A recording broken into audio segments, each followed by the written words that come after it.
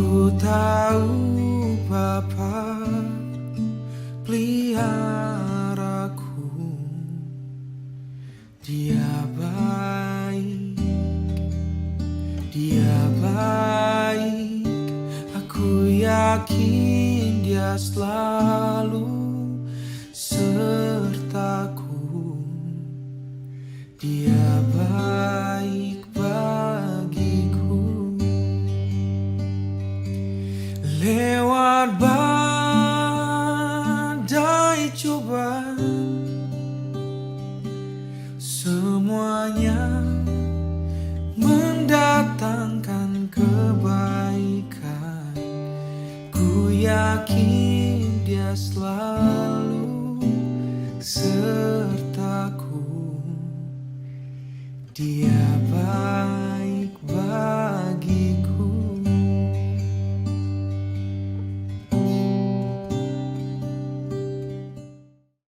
Saudara-saudara yang dikasihi oleh Tuhan, kita bersyukur bahwa hari ini kita merayakan hari ulang tahun Gereja Kristen Indonesia yang ke-33. Ulang tahun menandakan sebuah gerakan. Gerakan itu bukti dari kehidupan. Meskipun orang biasanya membayangkan untuk manusia bahwa gerakan itu seperti sebuah garis yang makin menanjak, makin tinggi, dan bahwa pada titik tertentu ada kemapanan. Jadi kalau orang sudah mencapai banyak hal, disebut sudah mapan, seakan-akan sudah selesai. Tapi adakah hidup yang benar-benar mapan?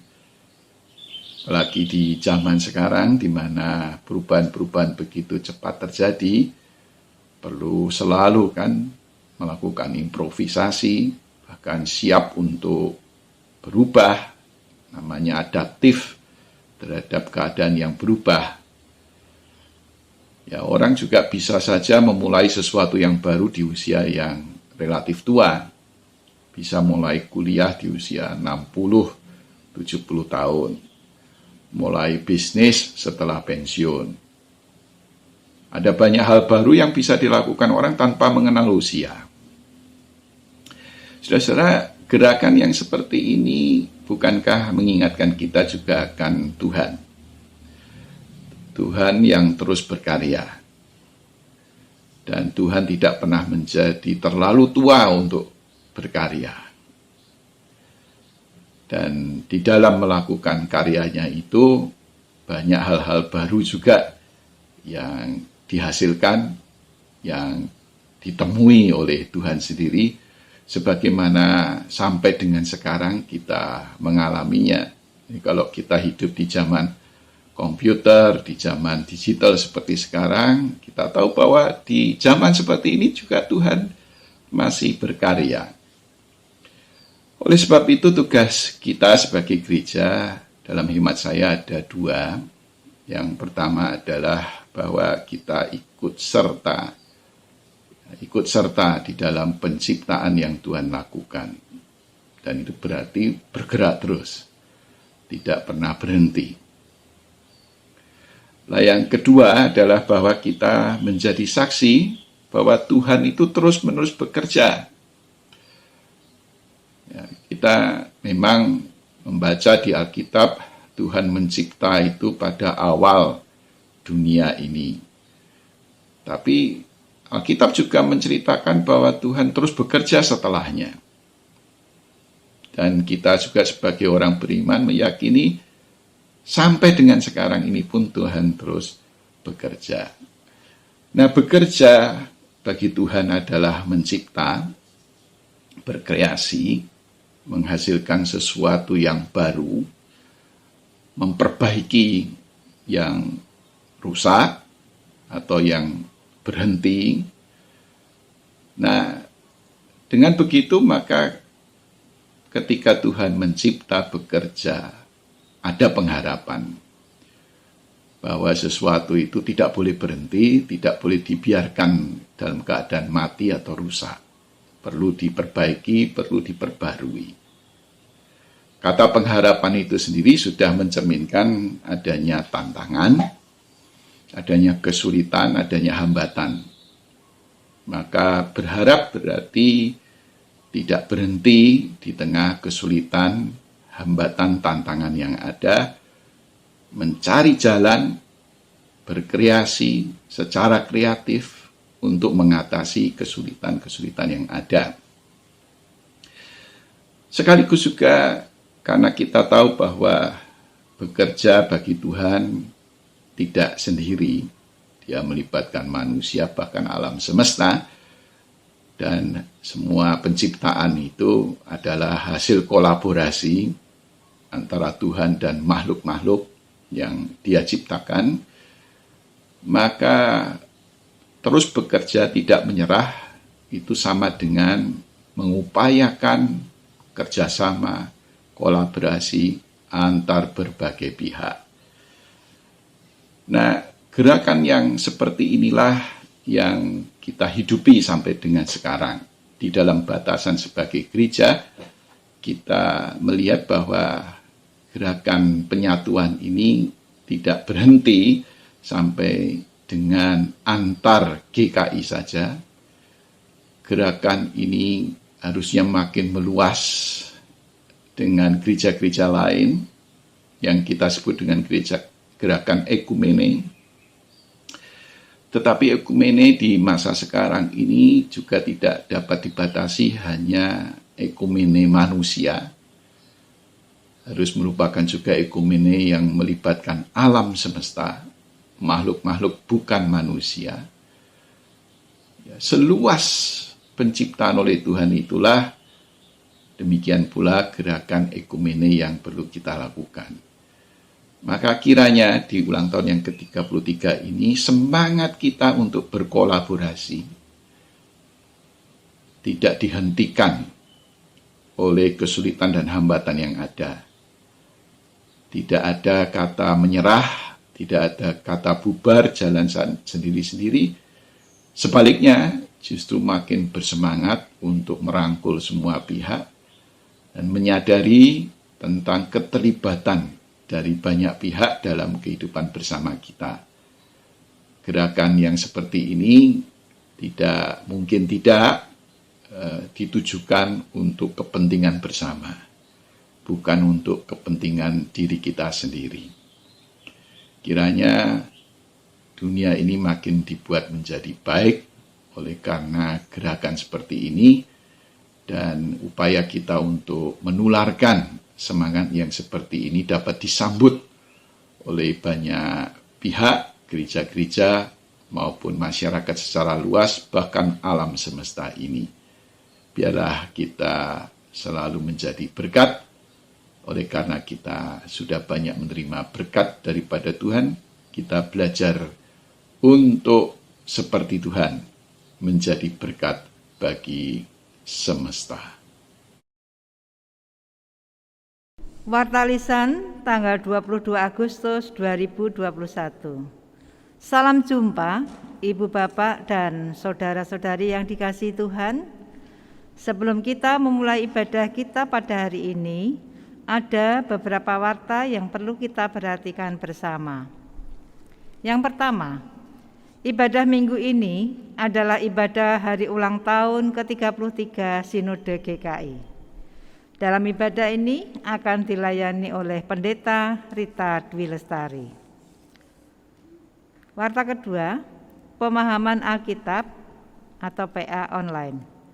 Pemahaman Alkitab akan diadakan secara online melalui Google Meet pada hari Kamis tanggal 26 Agustus 2021. Pukul 18.30 waktu Indonesia Barat. Link akan dibagikan pada hari Kamis pagi melalui grup WhatsApp, atau Bapak Ibu bisa meminta link melalui nomor gereja 081 215 06 1424. Warta ketiga, dengan memperhatikan perkembangan situasi di Kabupaten Grobogan, maka Majelis Jemaat memutuskan untuk mengadakan ibadah secara tatap muka atau onsite pada Minggu tanggal 29 Agustus 2021. Ibadah akan diadakan pukul 7 waktu Indonesia Barat. Bagi anggota jemaat atau simpatisan yang akan hadir dalam ibadah tatap muka, agar dapat mendaftar terlebih dahulu ke kantor gereja. Demikian warta lisan. Warta secara lengkap dapat dilihat pada warta GKI Purwodadi. Selamat beribadah. Tuhan Yesus memberkati. Betapa disenangi tempat kediaman-Mu ya Tuhan semesta alam. Jiwaku hancur karena merindukan pelataran-pelataran Tuhan. Hatiku dan dagingku bersorak-sorai kepada Allah yang hidup. Berbahagialah orang-orang yang diam di rumah-Mu, Yang terus-menerus memuji-muji Engkau. Berbahagialah manusia yang kekuatannya di dalam Engkau, yang berhasrat mengadakan ziarah. Mereka berjalan makin lama makin kuat, hendak menghadap Allah di Sion. Sebab Tuhan Allah adalah matahari dan perisai, kasih dan kemuliaan Ia berikan. Ia tidak menahan kebaikan dari orang yang hidup tidak bercela.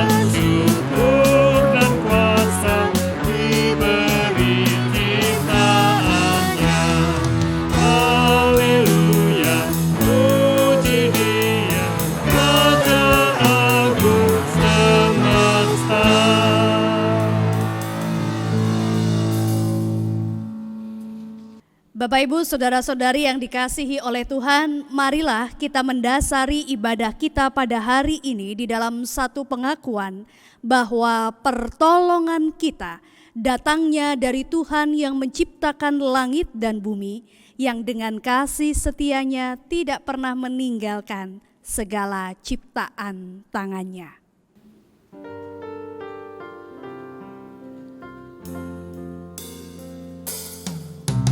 Amin, amin, amin, amin,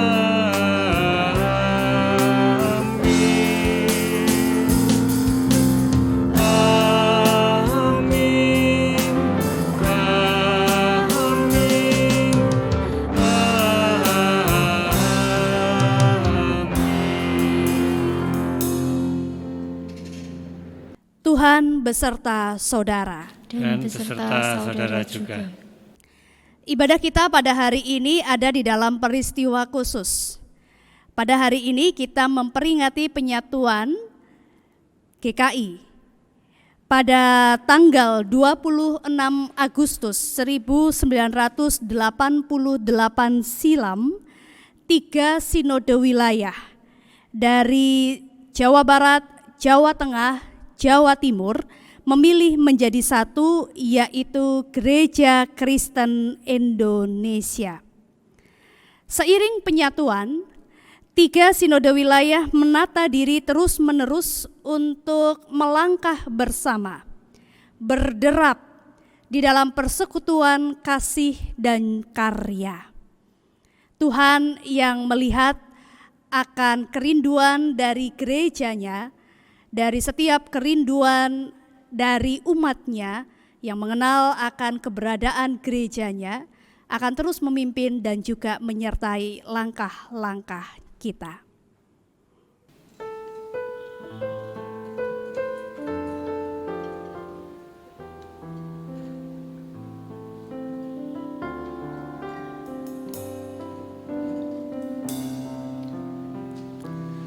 Ya Bapa, Engkau mengenalku, segala dustaku Engkau tahu.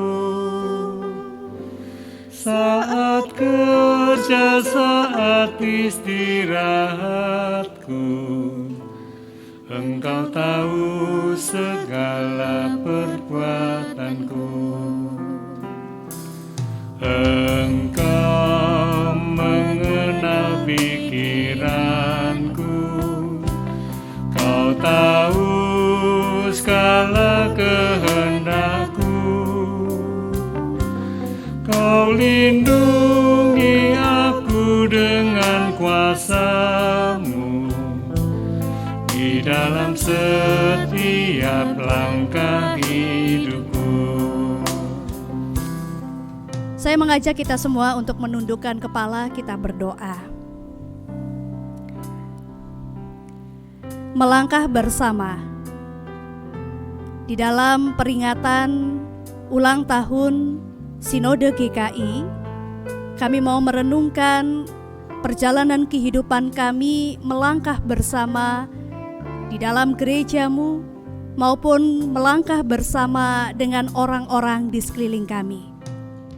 Engkau Allah yang mengenal kami, dan Engkau tahu bahwa terkadang melangkah bersama tidak selalu mudah. Kami melihat di dalam pengalaman keseharian kami, terkadang tidak mudah bagi kami untuk melangkah bersama dengan keluarga kami, dengan pasangan kami, dengan suami ataupun istri kami, dengan anak-anak kami, dengan orang tua kami, dengan saudara kami. Tidak mudah bagi kami terkadang untuk melangkah bersama dengan kawan-kawan sekerja kami, kawan-kawan pelayanan kami, sahabat-sahabat dalam kehidupan bertetangga, dalam kehidupan bermasyarakat.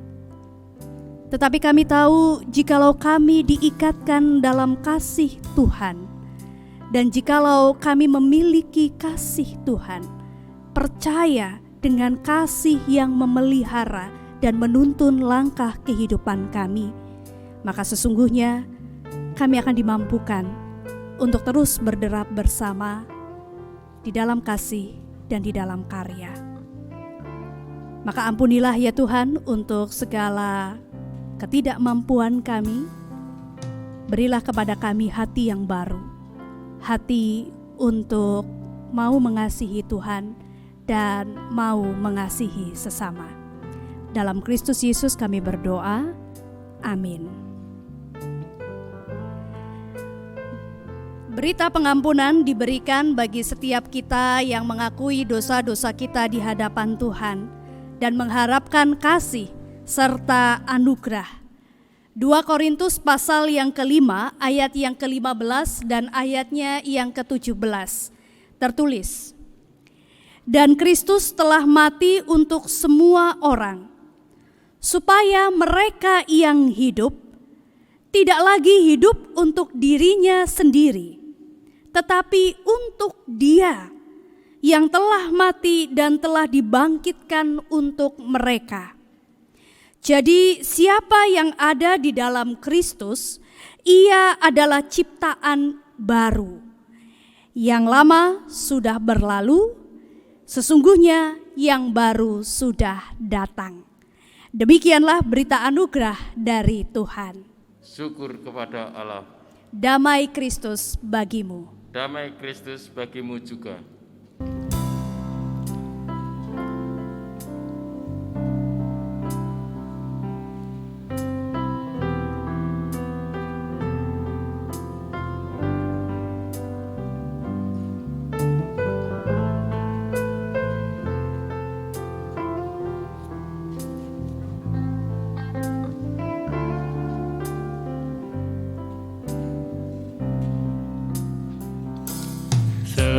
Sebelum lidahku berujar, kau tahu yang akan terucap.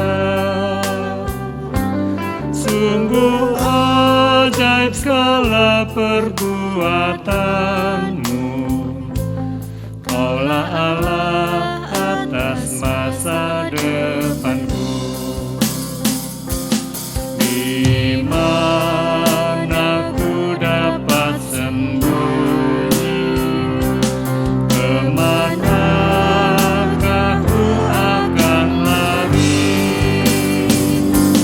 Tiada tempat tersembunyi bagimu, gelap malam pun bagai siang terang.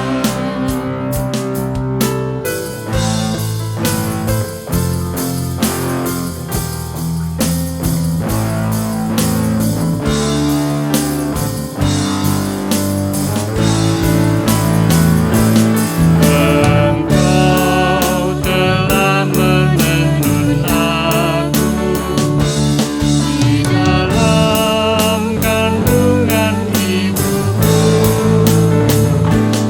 Betapa menakjubkan perbuatanmu, dalam tanganmu aku jadi baru.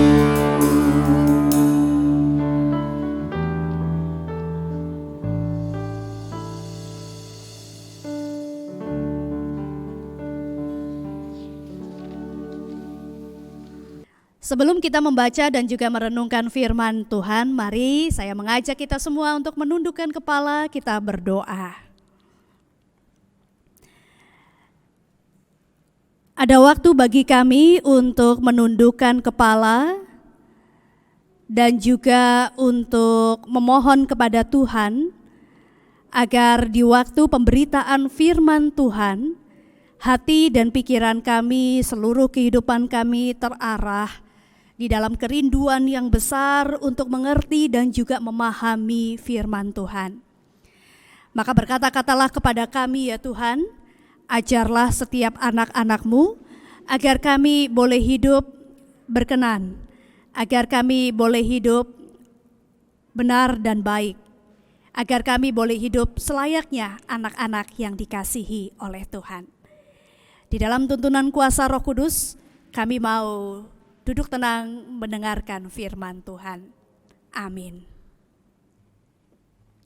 Pembacaan Alkitab diambil dari Injil Yohanes, pasalnya yang ke-6, ayatnya yang ke-56 sampai ayatnya yang ke-69.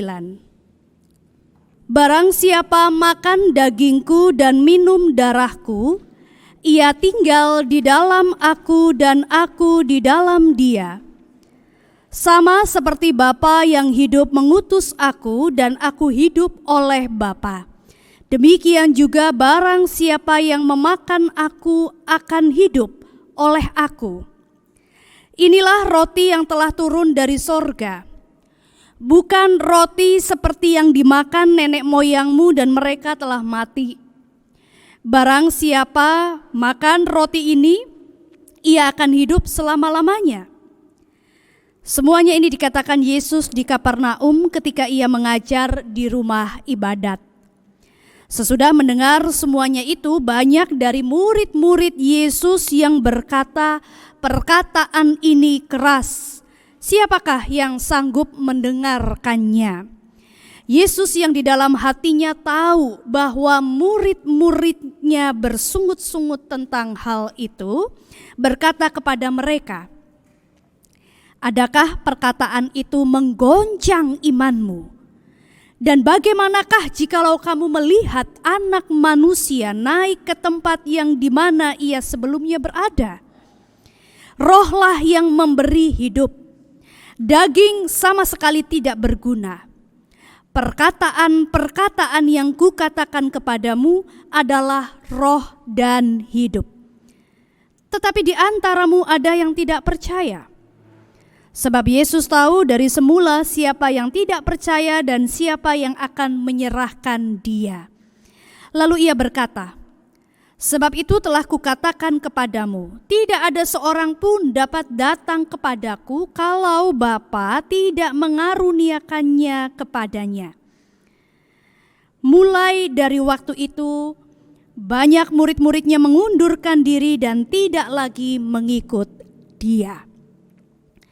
Maka kata Yesus kepada ke-12 muridnya, "Apakah kamu tidak mau pergi juga?" Jawab Simon Petrus kepadanya, "Tuhan, kepada siapakah kami akan pergi? Perkataan-Mu adalah perkataan hidup yang kekal, dan kami telah percaya dan tahu bahwa Engkau adalah yang kudus dari Allah." Demikianlah pembacaan firman Tuhan.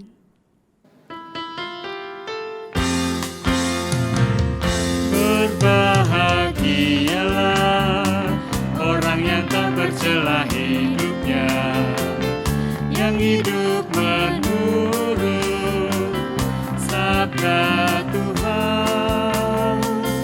Berbahagialah yang memegang peringatan Tuhan dan yang mencari Tuhan dengan segenap hati.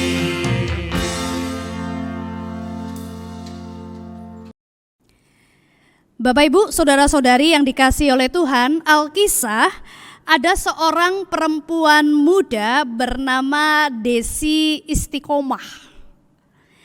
Ia sangat menyenangi matematika dan berkuliah dengan jurusan keguruan matematika. Ia berhasil lulus sebagai lulusan terbaik. Cita-citanya adalah mengabdi di sebuah desa terpencil untuk mencerdaskan bangsa dengan ilmu matematika. Nah, ketika lulus, semua lulusan di tempat ia berkuliah itu akan langsung ditempatkan. Nah, sistem penempatan dilakukan dengan cara undi. Setiap lulusan mengambil gulungan kertas yang sudah bertuliskan nama daerah penempatan. Nah, Desi mendapatkan tempat di kota. Tetapi ia memutuskan bertukar tempat dengan temannya yang menangis setelah membaca nama desa, nama tempat yang tidak diketahui di mana letaknya dalam peta Indonesia. Namun Desi sangat optimis dengan cita-citanya mengajar matematika pada anak-anak di desa. Dengan tidak keberatan, dia bertukar dari tempatnya yang harusnya dia mengajar di kota untuk masuk ke sebuah tempat yang terpencil. Ibu guru Desi kemudian membayangkan murid-muridnya akan bahagia dengan matematika yang ia ajarkan. Ternyata kenyataannya sangat sulit. Sangat sulit membangkitkan minat, semangat, apalagi meningkatkan kemampuan para muridnya di desa pada bidang matematika. Ibu guru Desi memandang matematika sebagai harta berharga dan indah. Tapi bagi para murid, matematika adalah beban dan ancaman yang mengerikan. Akankah motivasi semangat Ibu Guru Desi sirna? Nah, kisah ini dituliskan pada sebuah novel yang berjudul Guru Aini. Sebuah kisah yang menuturkan tentang perubahan motivasi. Setiap kita memiliki alasan motivasi yang mendorong untuk memutuskan atau melakukan sesuatu. Motivasi kita bisa berubah. Awalnya mungkin kita penuh semangat dan idealisme, tapi ketika menghadapi tantangan, kesulitan, berubahlah semangat dan motivasi kita. Orang-orang yang mengikut Yesus sangat banyak. Terlebih lagi setelah peristiwa mujizat Yesus memberi makan 5.000 orang yang dicatat dalam Yohanes pasal yang ke-6 ayat yang pertama sampai 15. Orang banyak ini kemudian mengikut Yesus. Yesus tahu motivasi mereka. Ayat 26 ditulis, "Aku berkata kepadamu, sesungguhnya kamu mencari aku bukan karena kamu telah melihat tanda-tanda, melainkan karena kamu telah makan roti dan kamu kenyang." Karena melihat Yesus dapat memberikan keperluan makan mereka, maka kemudian mereka berderap, melangkah, mengikuti, mencari Yesus. Akan tetapi perkataan Yesus pada orang banyak memang cukup konfrontatif. Perkataan Yesus cukup keras, menentang maksud dan tujuan orang banyak yang tidak bisa disembunyikan di hadapan Yesus. Ayat 35 dan ayat 36. Kata Yesus, "Akulah roti hidup. Barang siapa datang kepadaku, ia tidak akan lapar lagi, dan barang siapa percaya kepadaku, ia tidak akan haus lagi. Tetapi aku telah berkata kepadamu, sesungguhnya kamu telah melihat aku, kamu tidak percaya." Dan setelah menjabarkan panjang lebar, Yesus mengatakan di ayat 61, "Adakah perkataan ini menggoncangkan imanmu? Rohlah yang memberi hidup, daging sama sekali tidak berguna. Perkataan-perkataan yang kukatakan kepadamu adalah roh dan hidup, tetapi di antaramu ada yang tidak percaya." Bapak Ibu, saudara-saudari, mengapa Yesus tidak lebih bersikap lemah lembut sih? Supaya dapat mempertahankan orang-orang yang banyak itu sebagai murid-murid dan pengikut Yesus. Bukankah dengan mempunyai banyak pengikut itu suatu kekuatan tersendiri? Dan bukankah itu tujuan Yesus? Semakin banyak yang mengikut Yesus, bahkan supaya seluruh dunia mengikut Yesus. Begitu kan mestinya. Namun perkataan Yesus begitu keras, hingga para murid mengomel, bersungut-sungut. Mereka bilang, perkataan ini keras. Siapa yang sanggup mendengarnya? Siapa yang mau dengar perkataan-perkataan begini? Kita mengenal Yesus sebagai pribadi yang baik. Kita mengenal Ia sebagai Tuhan yang baik, pribadi yang lemah lembut. Iya sih, beberapa kali kita membaca Yesus marah, tapi tidak bisa lalu kita simpulkan bahwa Tuhan itu pemarah. Konfrontasi yang Yesus lakukan perlu, ya, saya katakan konfrontasi yang Yesus lakukan perlu untuk memperbaiki pemikiran-pemikiran yang keliru. Jika Yesus memilih sekedar mempertahankan jumlah yang banyak dengan pemikiran yang keliru, jumlahnya banyak tapi pemikirannya keliru, tidakkah Yesus hanya akan menjadi pribadi yang hadir untuk sekedar menyenangkan orang banyak. Saya membayangkan Yesus perlu itu secara rutin membuat mujizat-mujizat hebat demi mempertahankan follower, demi mempertahankan pengikut. Kalau begitu, bukankah Yesus akan terpenjara dengan keinginan-keinginan orang banyak yang belum tentu benar?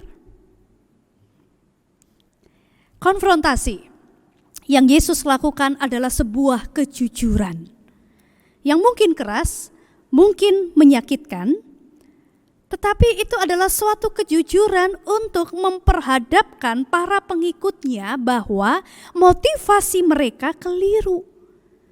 Karenanya motivasi dorongan itu harus diubah pada yang benar.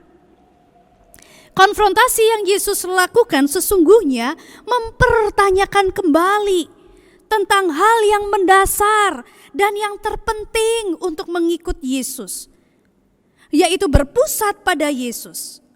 Roti yang memberikan hidup adalah Yesus. Ya. Karena itu Yesus berkata, inilah roti yang telah turun dari sorga. Bukan roti seperti yang dimakan nenek moyangmu dan mereka sudah mati. Barang siapa makan roti ini, ia akan hidup selama-lamanya. Ayat 55, kata Yesus, sebab dagingku adalah benar-benar makanan dan darahku adalah benar-benar minuman. Tentu saja buat kita gereja saat ini tidak memahami ini sebagai satu tindakan kanibal, ya. Tetapi ketika kita mendengar bahwa Yesus mengatakan dagingku adalah benar-benar makanan dan darahku adalah benar-benar minuman, kita langsung mengingat pada peristiwa sakramen perjamuan kudus. Dalam sakramen perjamuan kudus kita makan dan minum darah Yesus. Kita memakannya bukan untuk menjadi kenyang. Kita enggak makan dalam porsi yang banyak, yang besar. Kita tidak menjadi kenyang dan tidak menjadi mabuk. Tetapi kita memakan satu bagian yang juga dibagikan kepada orang-orang yang bersekutu bersama dengan kita dalam satu penghayatan. Penghayatan bahwa tubuh Kristus menjadi satu dengan tubuh saya. Bahwa dengan makan dan minum darah Kristus, kita mengisi diri kita, pikiran, angan-angan, hati, perasaan, dan apa saja yang ada pada diri kita dengan pikiran Kristus. Kristus menyatu dalam hidup kita. Hidup kita menyatu dalam Kristus. Kristus di dalam orang percaya dan orang percaya di dalam Kristus.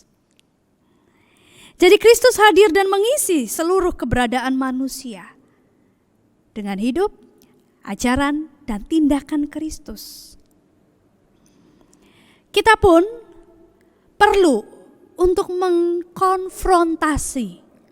Ya, jadi Ibu Bapak, kalau Kristus Yesus mengkonfrontasi murid-murid, para pengikutnya, saya rasa kita perlu untuk mengkonfrontasi motivasi kita. Mempertanyakan kembali tentang hal yang mendasar dan terpenting dalam hidup kita, dalam upaya kita untuk mengikut Yesus. Apakah hati kita percaya pada perlindungan dan pemeliharaan Kristus? Apakah rasa percaya itu juga mewujud di dalam kehidupan keseharian kita? Kenyataannya, ada banyak hal yang dapat membuat kita melenceng dari motivasi yang benar dalam mengikut Tuhan. Katakanlah dulu sewaktu awal mula menikah, janji setiap pasangan di hadapan Tuhan adalah untuk selalu bersama, saling mendukung dalam segala keadaan. Nah, janji antara pasangan suami istri mestinya berkembang dalam hidup berkeluarga ketika pasangan sudah mempunyai anak-anak.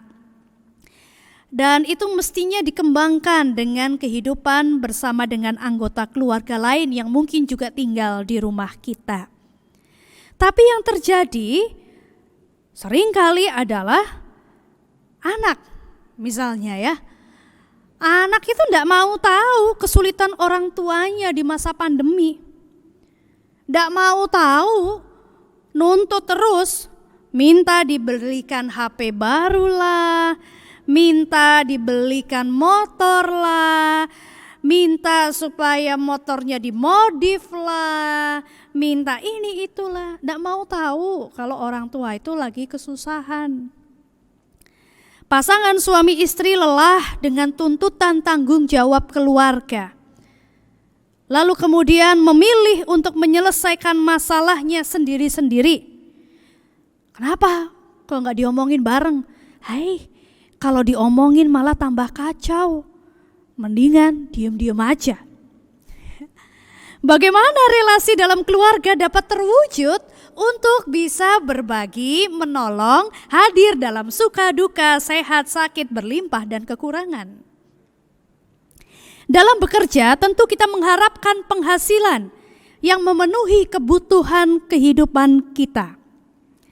Kerja kita mengharapkan bahwa dengan bekerja kita bisa menafkahi diri kita maupun juga keluarga kita. Kerja bisa menjadi berkat, pemberian dari Tuhan, berkat melalui kerja kita. Nah, oleh karena itu kita harus memandang dan menjalankan kerja kita juga sebagai berkat. Ya, jadi kalau kita berharap saya bekerja, kiranya Tuhan memberkati kerja saya, kebutuhan hidup saya dicukupi, kita itu juga memandang dan menjalankan kerja kita itu juga sebagai berkat. Lewat kerja, saya akan memberikan maksimal yang terbaik, pelayanan yang terbaik, potensi-potensi terbaik dari diri saya, supaya saya bisa menjadi saluran berkat, menolong orang lain lewat keahlian atau lewat kerja saya. Saya melayani dengan sebaik-baiknya, ramah, berupaya membantu. Kerja yang dihayati sebagai cara membagikan berkat tentu akan menjadi berkat bagi diri kita sendiri juga orang lain. Konfrontasi yang Yesus lakukan sesungguhnya menjadi kesempatan untuk para murid, pengikut-pengikutnya merubah motivasi yang tidak benar menjadi benar, atau mempertahankan pada motivasi yang benar. Nah, bagaimana reaksi murid-murid Yesus? Banyak para murid yang kecewa, lalu mengundurkan diri dan tidak lagi mengikut Yesus. Namun 12 murid memilih tetap tinggal bersama Yesus. Mereka yang tetap tinggal adalah mereka yang telah menghayati bahwa Yesus sungguh datang dari Allah Bapa. Dan seluruh perkataan Yesus adalah perkataan hidup yang kekal. Apakah Anda dan saya termasuk orang-orang yang tetap tinggal bersama Yesus? Yang percaya pada pemeliharaan dan kasih Tuhan? Apakah Anda dan saya adalah orang-orang yang karena percaya, rindu, mengisi seluruh hidup dengan pikiran, hati, tindakan seperti Kristus? Kiranya kita akan terus dimampukan sehingga kita dapat terus melangkah, berderap bersama di dalam keluarga kita, dalam persahabatan kita, dalam kerja kita, dalam gereja kita. Berderap sebagai persekutuan kasih dan karya. Amin. Saat teduh bagi kita.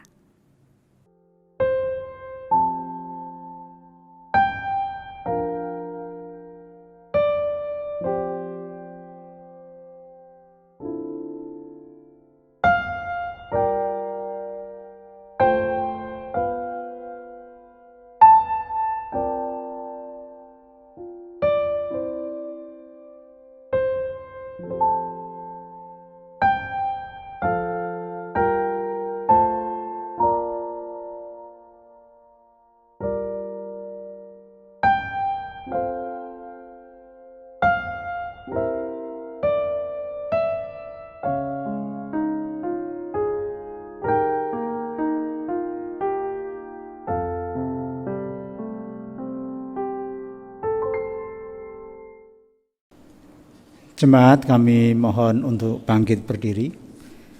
Marilah bersama dengan umat Allah di segala masa dan tempat kita mengikrarkan pengakuan kita menurut pengakuan iman rasuli. Aku percaya kepada Allah, Bapa yang Maha Kuasa, Khalik langit dan bumi, dan kepada Yesus Kristus, Anaknya yang tunggal Tuhan kita, yang dikandung dari Roh Kudus, lahir dari anak darah Maria, yang menderita sengsara di bawah pemerintahan Pontius Pilatus, disalibkan, mati dan dikuburkan, turun ke dalam kerajaan maut. Pada hari yang ketiga, bangkit pula dari antara orang mati, naik ke surga, duduk di sebelah kanan Allah Bapa yang Maha Kuasa. Dan dari sana ia akan datang untuk menghakimi orang yang hidup dan yang mati. Aku percaya kepada Roh Kudus, gereja yang kudus dan am, persekutuan orang kudus, pengampunan dosa, kebangkitan orang mati, dan hidup yang kekal. Amin. Silakan duduk kembali. Saya mengajak kita semua untuk menundukkan kepala, kita berdoa syafaat.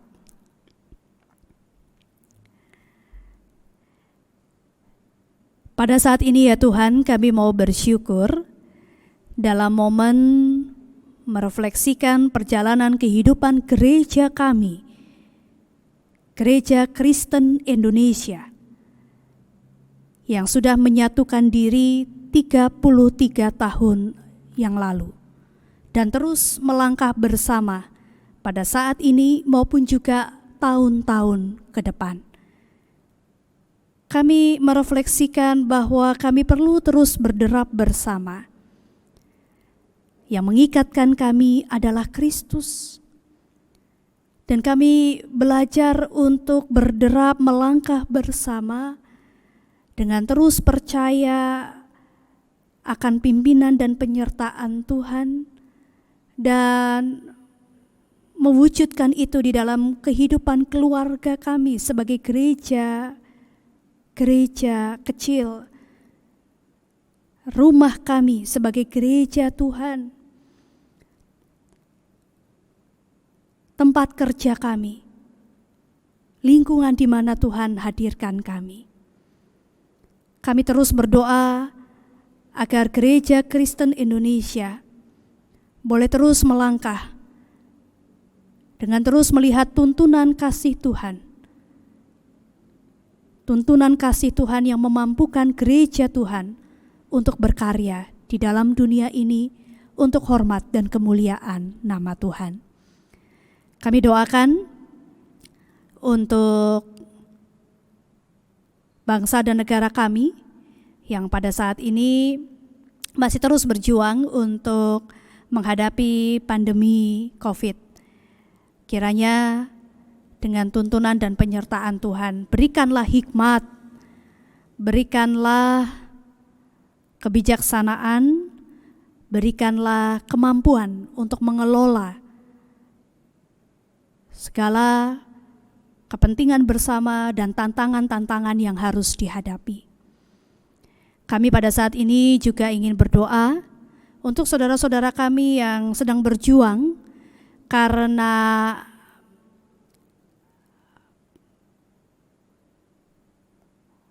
saudara-saudara kami yang sedang berjuang untuk mendapatkan kesembuhan dari sakit COVID-19.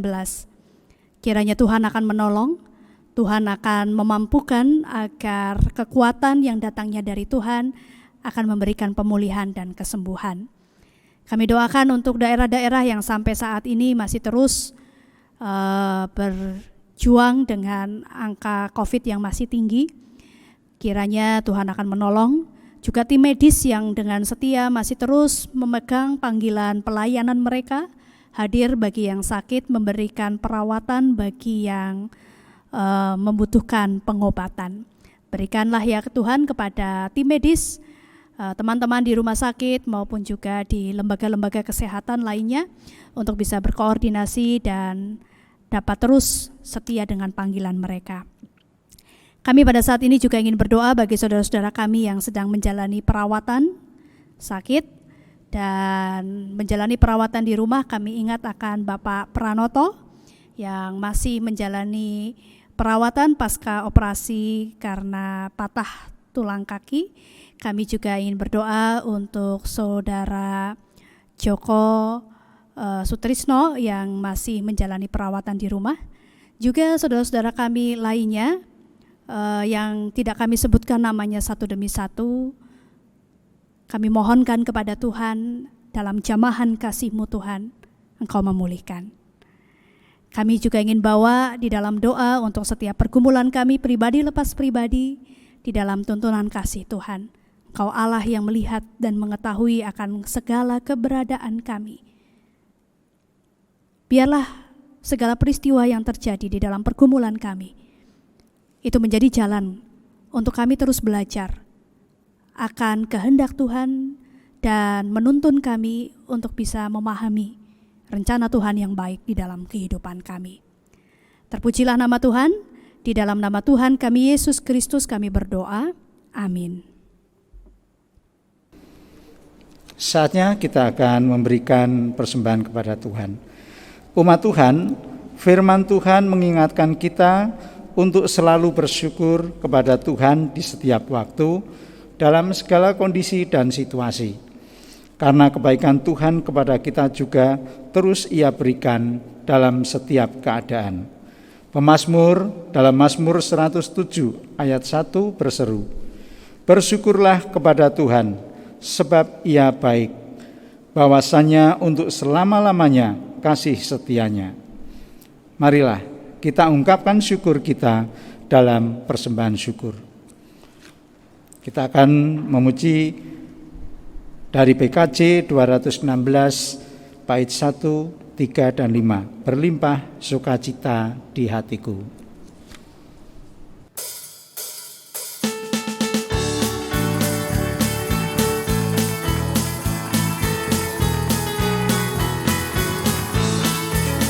Berlimpah sukacita di hatiku, di hatiku, di hatiku, berlimpah sukacita di hatiku, tetap di hatiku. Aku bersyukur, bersukacita, kasih Tuhan diam di dalamku. Aku bersyukur, bersukacita, kasih Tuhan diam di dalamku.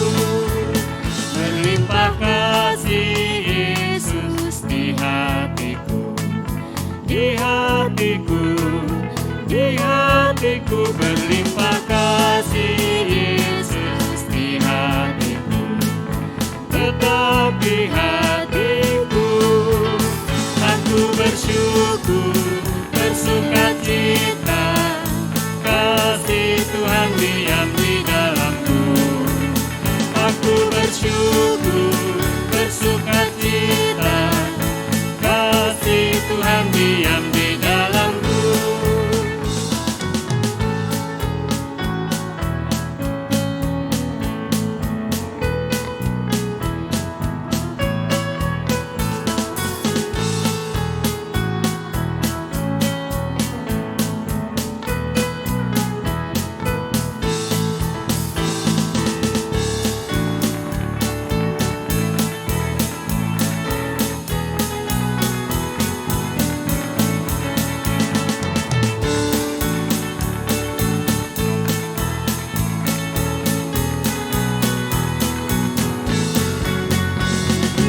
Sukacita di hatiku, di hatiku, di hatiku. Berlimpah sukacita di hatiku, tetap di hatiku. Aku bersyukur, bersukacita, kasih Tuhan diam di dalamku. Aku bersyukur, bersukacita, kasih Tuhan diam di dalamku.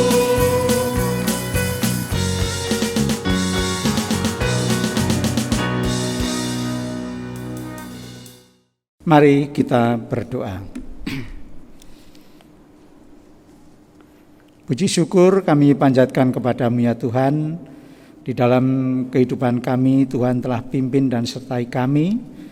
Tuhan memberikan kekuatan dan kesehatan kepada kami dan juga mencukupkan segala kebutuhan kami.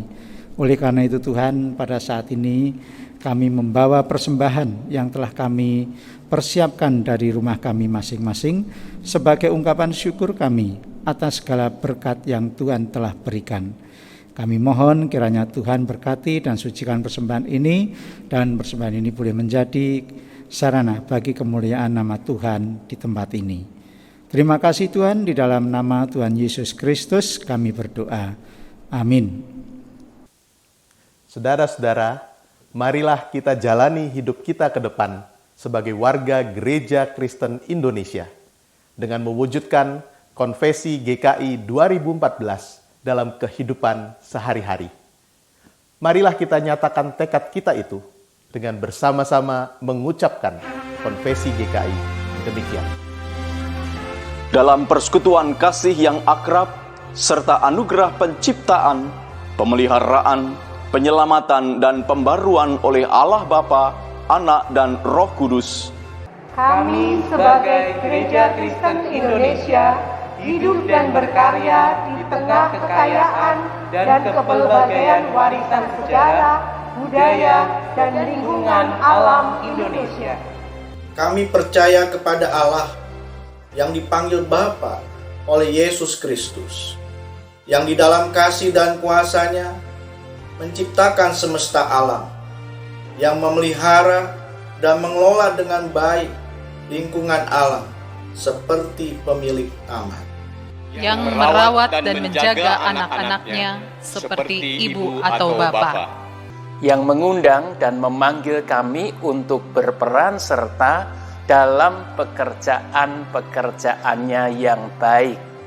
Kami percaya kepada Yesus Kristus, Anak Allah yang dikandung oleh Roh Kudus dan dilahirkan dari rahim perawan Maria, yang diutus untuk menegakkan kerajaan Allah bagi seluruh ciptaan, yang mengampuni orang berdosa serta memanggilnya bertobat, mengasihi semua orang tanpa diskriminasi, menegakkan keadilan dan perdamaian tanpa kekerasan, memberkati setiap pribadi, keluarga, dan anak-anak, memberdayakan orang miskin, memulihkan orang sakit, membebaskan orang tertindas, menjadi sahabat bagi orang yang diasingkan, yang menyelamatkan dunia dengan menempuh jalan penderitaan hingga mati di kayu salib. Dan pada hari yang ketiga dibangkitkan dari kematian, agar kami bebas dari kuasa dosa dan maut. Menyatakan kasih yang melenyapkan ketakutan dan melampaui kejahatan, serta beroleh kebangkitan dan hidup yang abadi, yang naik ke surga, agar kami memberitakan Injil-Nya kepada segala makhluk, yang akan datang kembali untuk menghakimi dan membarui segala sesuatu, agar kami mampu merayakan kehidupan dan menyambut kematian di dunia ini dalam iman, pengharapan, dan kasih. Kami percaya kepada Roh Kudus, sumber kehidupan yang menolong kami untuk percaya bahwa Yesus adalah Tuhan dan untuk menghidupi firman Allah, sumber karunia yang menghimpun kami sebagai satu gereja yang kudus dan am dan rasuli, sumber kekuatan yang melibatkan kami dalam misi kerajaan Allah. Kemuliaan bagi Allah Bapa, Anak, dan Roh Kudus yang tidak pernah memisahkan kami dari sekarang dan selama-lamanya.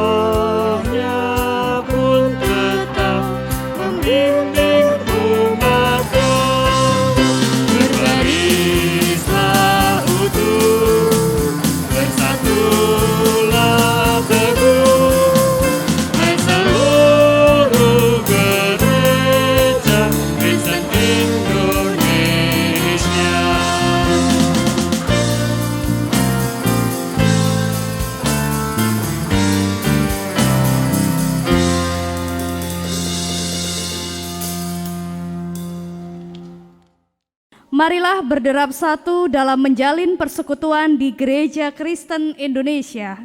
Kiranya kasih Allah mempersatukan kita. Marilah berderaplah satu dalam mengasihi Allah dan sesama. Kiranya anugerah Yesus Kristus mengobarkan kasih di hati kita. Marilah berderap satu dalam berkarya bagi dunia. Kiranya penyertaan Roh Kudus memberanikan kita berkarya. Terimalah berkat dari Tuhan. Allah damai sejahtera kiranya memperlengkapi kamu dengan segala yang baik untuk melakukan kehendak-Nya dan mengerjakan di dalam kita apa yang berkenan kepadanya oleh Yesus Kristus. Bagi Dialah kemuliaan sampai selama-lamanya. Amin.